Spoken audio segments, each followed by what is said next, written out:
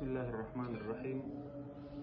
ناظرین، آج ہم پاکستان کے صوبہ بلوچستان کے ضلع گٹھا میں موجود ہیں۔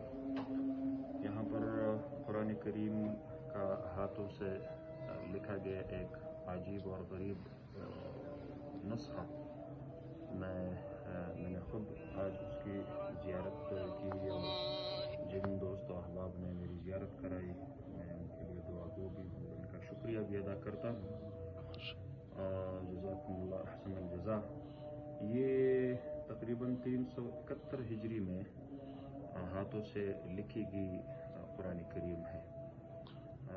اس کا مطلب یہ ہوا کہ کوئی 1100 سال پہلے